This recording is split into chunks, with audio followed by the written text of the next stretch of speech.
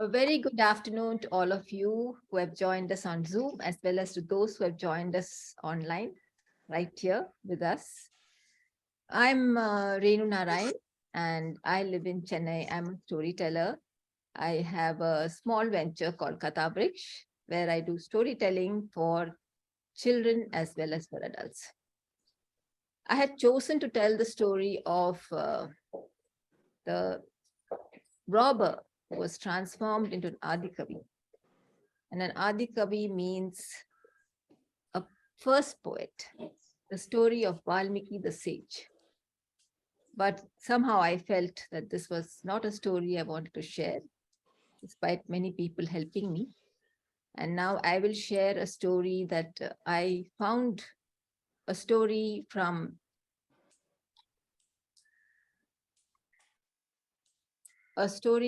Uganda. It's a folk tale. I like the story very much, so I have adapted it and I'm telling it in my own style. A long time ago, there lived a blacksmith called Wakaluga in the kingdom of Uganda in Africa. Wakaluga was an excellent blacksmith. In those days, people worked with iron to make all kinds of different objects like horseshoes or farm equipment or soldiers, tools. And then one day, when Wakaluga was sitting in his front yard, he lived in a very small shack. He had little space to work and he was busy making something when he heard the sound of a horse. When he looked up, he saw a guard from the palace. "The king wants to see you immediately," said the guard, and left. Wakaluga was excited. Maybe the king had a new job for him. So he went into his little shack, washed his face, put on his best white robes, and came out. It was a long, dusty road to the palace. But nevertheless, Wakaluga didn't feel the heat of the sun or the dust on the streets. Every time he passed somebody, he would wave at them and say, "Hi, I've been asked to the palace by the king." Whoever saw him smiled in return because they knew he was so excited. He continued to walk, and after he had walked for a long, long time, he reached the palace. The guard at the entry stopped him and said, "Wait a minute." By that time, Wakaluga's whole body and his white robe was covered with dust. The guard came back shortly and said, "Why don't you come and meet the king?" So Wakaluga went inside, and the king saw him and said, "Ah, Wakaluga, you are here. I have a task for you." Wakaluga felt happy inside because, after all, he was going to get more money from the king. But the guards brought in huge sheets of metal. And the king said to him, "You have to make an iron man out of this. And you have to make blood flow in his veins. And he must be able to walk and talk." Wakaluga was shocked. This wasn't possible. But this was the king. And surely he didn't say Sarah. this to a king, or his head would be off. So he said, yes, Your Majesty, I can do it. But give me some time. "Take as much time as you want, Wakaluga," said the king. Wakaluga left, the guards following him with the heavy pieces of metal. He walked slowly, his heart heavy, went all the way back to his tiny shack, lay down on the floor and just kept staring at the ceiling. No thoughts would come to him other than, "I'm going to die." His neighbors rushed in and said, "What's the matter, Wakaluga? Why are you so sad?" He told them the story. One of his friends said, "Why don't you make the Iron Man? One of us will get inside and walk and talk." The other person said, "How is that possible? How long do you think you can do it?" The second friend said, "Why don't you do something? Make friends with the royal cook and ask him to poison the king and he will die." "That's not possible," said another. "Why don't you run away, Wakaluga?" Wakaluga said, "Where will I run? My work is here. Where do I go?" And so Wakaluga just lay there. The neighbors left. Days went by. And one day he happened to walk into the forest nearby. He was not scared of any animals. He was just lost in thought. He had lost weight. He couldn't eat. He couldn't sleep. And then he heard a voice.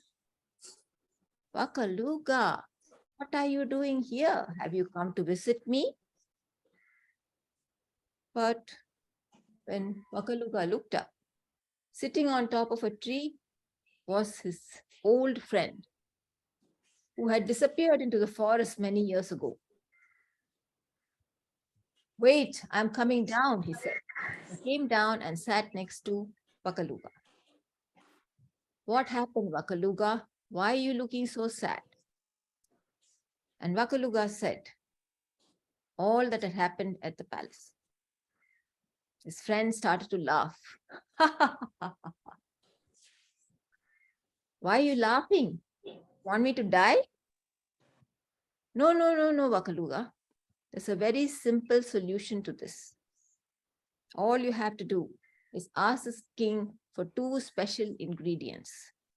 One is a sack full of charcoal, and two, a pot of special water. "But that's something the king can do easily," said Wakaluga. No. The charcoal should be made after burning the hair of all the people in the kingdom. The king will ask everyone to shave their heads. And you can see how impossible it's going to be. So Wakaluga left with hope in his heart. He went back to the king, though it was late at night. And he said, "Your Majesty, I need two special ingredients to make the Iron Man talk and walk." The king said, "What is it?" "I need some special charcoal and some special water." "What kind of special charcoal and water do you want?" "Well, I want all the people in this kingdom to shave off their hair, burn it, and I should get one big sack of charcoal, and ask all the people to cry so that they can fill one big pot of liquid." The king said, "Let me try." He sent out orders, but no matter how much people cried or how many people shaved their heads and burnt it, they couldn't fill up the pots. The king said, "Wakaluga, send for him." Wakaluga came back to the palace. And the king said, "You have set me an impossible task, Wakaluga." And Wakaluga replied, "Not as impossible as the one you set me, Your Majesty." And that's when the king realized what a mistake he had made. He smiled and he said, "Wakaluga, you're very, very clever. I shall let you go." Wakaluga heaved a big sigh of relief and left. He went back home and he never forgot his friend. Every now and then he would go into the forest and spend time with him. In difficult times, we do need someone to find a solution for us. And this is what his friend did. Thank you.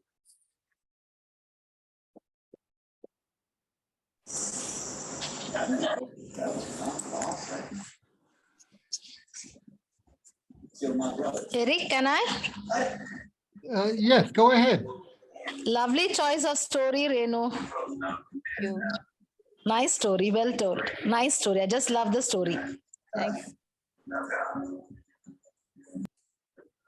Hi, Renu. Nice telling. I've heard the story from you earlier, but it's always nice to hear from you again. Very nicely told. And we could visualize every scene. So it was very nice. Beautiful, Renu. Thank you. Thank And you. yes, it's another message you said, the message about a friend. Another message is when somebody tries to give something, you have it's better to give them back in their own language. So when the king set an impossible task, so Vakaluga also gave an impossible task. So sometimes we have to give it back in their own language. That is also there. Yes. I loved your story, Renu, and especially the message behind it. Thank you for telling the story. Thank you, Manjari.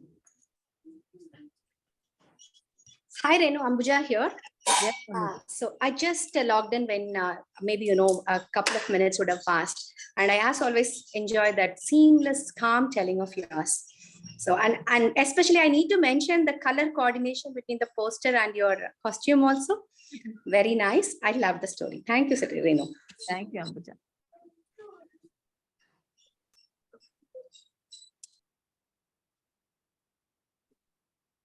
Okay. Thank you very much, Renu. That was wonderful. Thank you. Let's stop.